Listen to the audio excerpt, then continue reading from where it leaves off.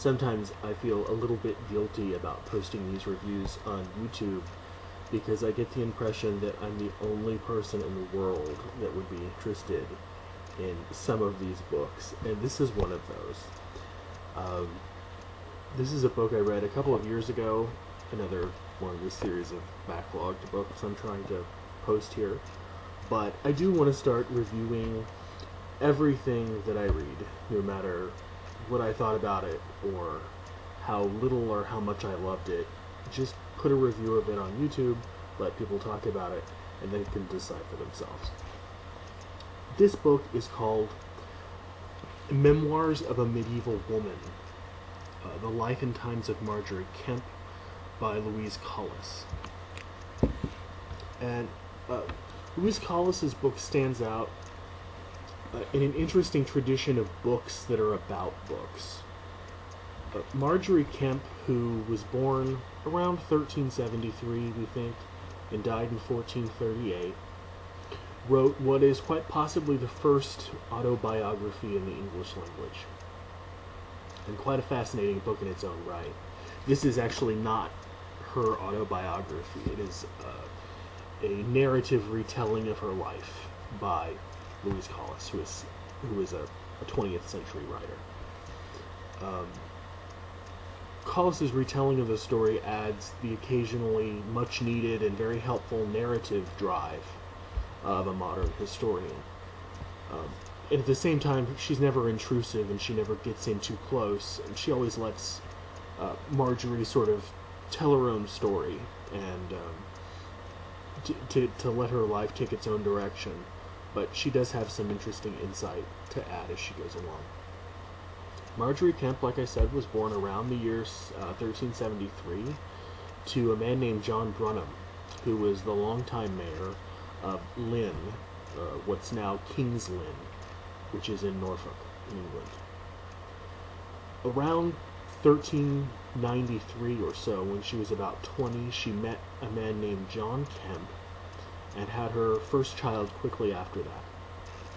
And it was around this time when Margery had her first ecstatic religious vision. Margery Kempe is known for being a religious mystic and visionary. According to her, in her first vision, Jesus appeared to her in a purple robe. 13 children would follow over the years. She had 14 kids. One day, while lying in bed with her husband, she has another vision, and she tells John, her husband, that she has decided to give up her sex life with him in order to give herself fully to God. And I guess after 14 kids, you can't blame her, can you? This was one of the larger decisions that was made on the way to her becoming a fully repentant saint. She hasn't been, a fully repentant saint whose spiritual ablutions and contrition would irritate many of the people that used to love her the most, like her husband. In 1414, she took a dangerous trip to the Holy Land. Keep in mind that traveling during the Middle Ages was extraordinarily dangerous. There were no government-built roads, there was no security, there were no, constables on patrol, no Mounties on horseback. Your chances of getting robbed, possibly even raped or killed, were much, much, much higher than they would be today. She took a trip to the Holy Land in 1414 and returns home a year later in 1415. And then 2 years after that, she takes a pilgrimage to Santiago de Compostela. Both of these trips are beautifully detailed in the book. During her travels, she was hardly able to control her gripping emotional visions. And while today we would imagine that everyone would admire her for such religious fervor, many of the people, certainly back then, 600 years ago, they would certainly admire her for her religious fervor. Many of the people that she encountered on her travels, and we're talking early 15th century, when the church was the center of people's lives. They thought that she was being histrionic, or overly sanctimonious, or possibly even possessed by the devil. She was just being too Christian, and too saint-like, and too repentant. There's absolutely no doubt that Margery was a brilliant woman. While unlettered and never having had a formal education, largely because she was a woman in 15th century England, she knew enough about church dogmatics and church history to defend herself when she was accused by some of being a Lollard. A Lollard is a follower of the English theologian John Wycliffe, who was later found to be a heretic.